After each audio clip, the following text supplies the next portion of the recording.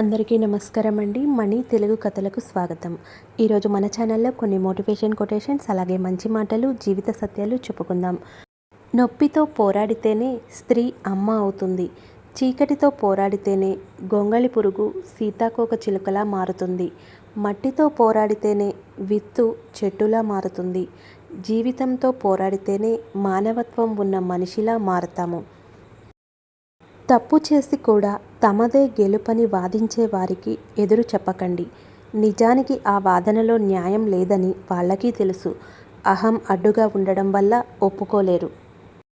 సమాజంలో కొందరు ఎలా ఉన్నారంటే, పక్కోడు బాగుపడితే ఓర్వలేరు, బాధపడుతుంటే ఓదార్చలేరు, కష్టంలో ఉంటే సాయపడలేరు. సగం సగం తెలుసుకొని విమర్శలు మాత్రం గుప్పిస్తారు.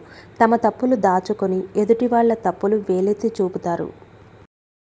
ఇనుమును ఎవ్వరూ నాశనం చేయలేరు. దానికి పట్టిన తుప్పే దానిని నాశనం చేస్తుంది. అలాగే మనిషిని కూడా ఎవ్వరూ నాశనం చేయలేరు. అతని చెడు ఆలోచనలే అతనిని నాశనం చేస్తాయి.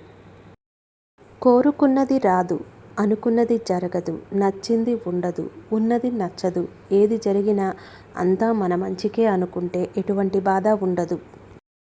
ఏ బంధమైనా కలకాలం పదిలంగా ఉండాలంటే అర్థం చేసుకునే మనసుతో పాటు రాజీపడే స్వభావం కూడా మనలో ఉండాలి. సమయం, పరిస్థితులు ఎప్పుడూ మారుతూనే ఉంటాయి. చక్కని బంధం, మంచి స్నేహం ఎప్పటికీ మారవు. ఏ పరిచయం మనతో ఎంతవరకు ప్రయాణిస్తుందో తెలియకపోవచ్చు, కానీ ప్రతిరోజు పలకరింపు ఆ పరిచయానికి ప్రాణం పోస్తుంది. జీవితంలో ఎన్ని కష్టాలు ఉన్నా ప్రతి ఉదయాన్ని ఇష్టంగా ప్రారంభించు. అన్ని కష్టాలు వాటంతట అవే దూరమవుతాయి. మాటల్లో అబద్ధం ఉన్నా పర్వాలేదు, కానీ చూపించే ప్రేమలో మాత్రం అబద్ధం ఉండకూడదు. మనమంటే ఇష్టం ఉన్నవారు మన మాటల వెనుక బాధను అర్థం చేసుకుంటారు. అదే మనమంటే ఇష్టం లేనివారు మనమేం మాట్లాడినా తప్పులు వెతుకుతారు. అప్పులేని జీవితాన్ని గడపాలి అనేది ఓ మధ్యతరగతి వాడి మొదటి కల. కానీ అప్పులే చాలా జీవితాల్ని ఉక్కిరిబిక్కిరి చేస్తున్నాయి. క్షణం బాగుంది అనుకునే లోపే మరో క్షణం కన్నీళ్లు పెట్టిస్తుంది జీవితం.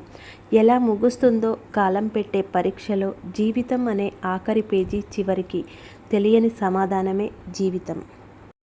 ఇంటితో పోలిస్తే తలుపు చాలా చిన్నది, తలుపుతో పోలిస్తే తాళం చాలా చిన్నది. ఎంత పెద్ద ఇంట్లోకి వెళ్ళాలన్నా చిన్న తాళం చెవి ఉండాల్సిందే. అలాగే చిన్న ఆలోచన ఎంత పెద్ద సమస్యకైనా పరిష్కారాన్ని చూపెడుతుంది. నువ్వు ఒకటి కోల్పోయావు అంటే ఇంకోటేదో అంతకంటే గొప్పది నీ జీవితంలోకి రాబోతుందని అర్థం. నిన్ను పుట్టించిన దేవుడికి తెలియదా నీకు ఎప్పుడు ఏది ఇవ్వాలో? ఈ వీడియో కనుక మీకు నచ్చినట్లయితే లైక్ చేయండి, షేర్ చేయండి, సబ్స్క్రైబ్ చేయండి. Thanks for watching. మళ్ళీ మరొక చక్కటి వీడియోతో కలుద్దాం.